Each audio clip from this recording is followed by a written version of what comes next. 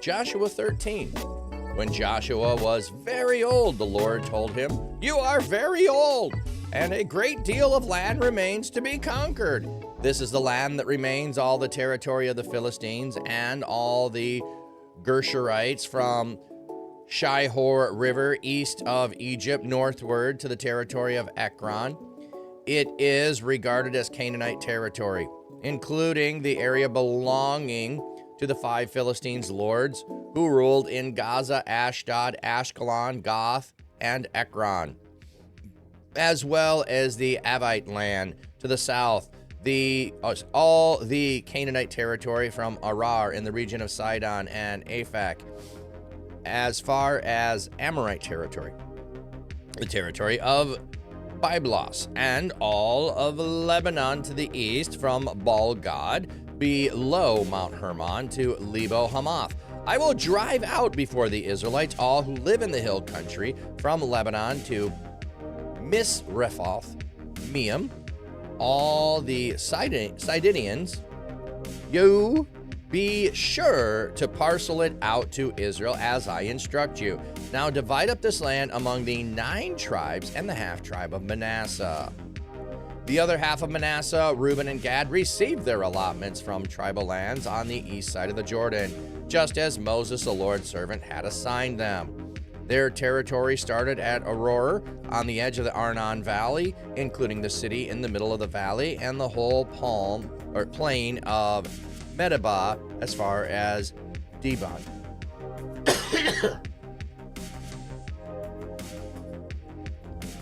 Excuse me. And all the cities of King Shihon of the Amorites who ruled in Heshbon and ended at the Amorite border. Their territory also included Gilead, Geshurim, and Makkathite territory, all Mount Hermon, and all Bashan to Selka. The whole kingdom of Og and Bashan, who ruled in Ashtaroth and Edrei.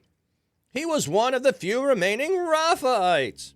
Moses defeated them and took their lands, but the Israelites did not conquer the Geshurite and Maccathites. Geshur and Maacah live among the Israelites to this very day.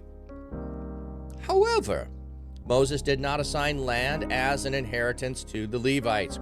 Their inheritance is the sacrificial offerings made to the Lord of Israel, and as he instructed them.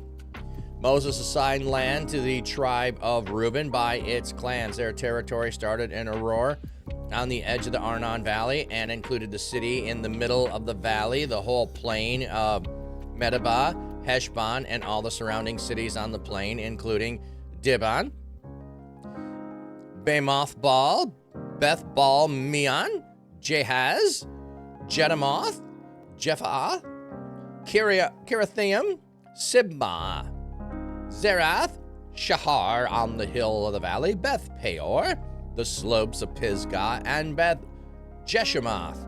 It encompassed all the cities of the plain and the whole realm of King Sihon of the Amorites, who ruled in Heshbon. Moses defeated him and the Midianite leaders, Evi, Rechem, Zur, Hur, and Reba.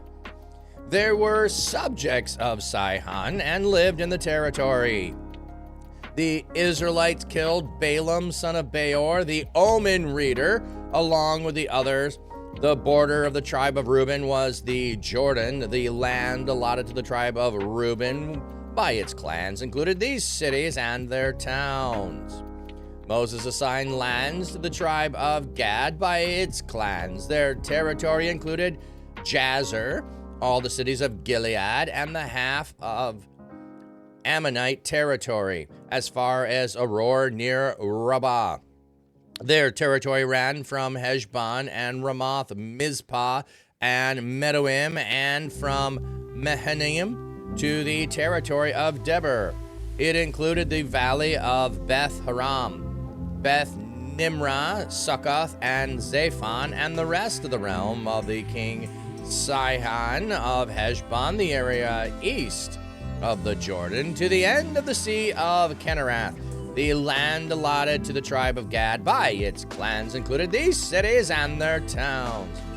Moses assigned land to the half-tribe of Manasseh by its clan. Their territory started at Mahanaim and encompassed all Bashan and the whole realm of King Og of Bashan, including all 60 cities in Havoth-Jair in Bashan, half of Gilead, Ashtaroth, and Edrei cities in the kingdom of Og and Bashan were assigned to the descendants of Machor, the son of Manasseh, to the half-descendants of Machor by their clans.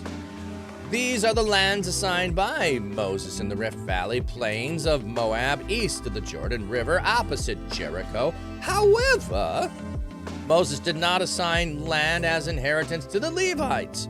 Their inheritance is the Lord of Israel as he instructed them. Okay, we're getting a couple of repetitious things here, and secret to you too. Thank you for the follow. We're getting a repetition of Levites don't get land, Levites don't get land.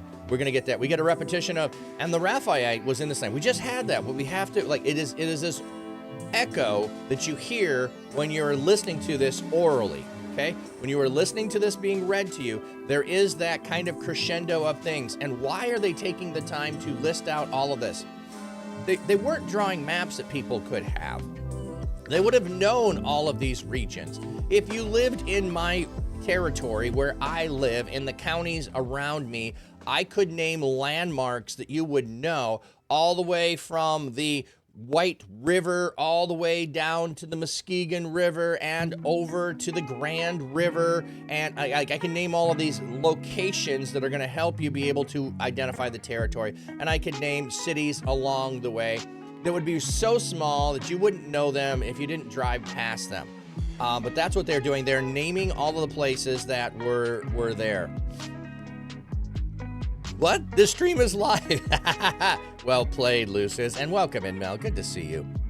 So they're talking about the land right now. This one is dividing everything that's on the east side of the river, stuff that Moses already did.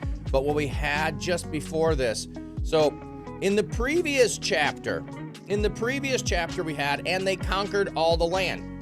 Now we start this one, Joshua's very old. I love this. Like, this is like this. If you think the Bible has no humor, the Lord told Joshua, you are very old. Because Joshua doesn't know this. So he had to tell him, Joshua, BT dubs, you old, man.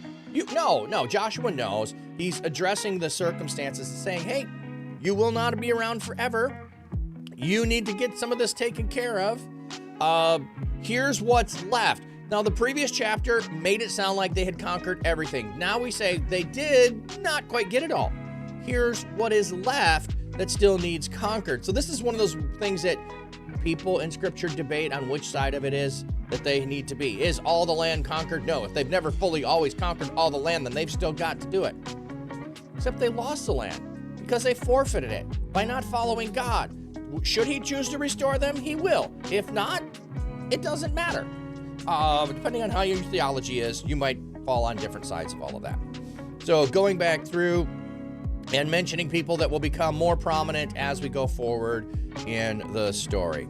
All right, other than that, this is kind of boring. You're hearing a bunch of names listed, but it's your name, your tribe gets listed, it's written down. You're supposed to celebrate and cheer when your territory, your land, your tribe is mentioned. That's part of what this is. So it's a celebration of everybody getting the promise fulfilled to them. So we take the time to write down every part of the fulfillment of that.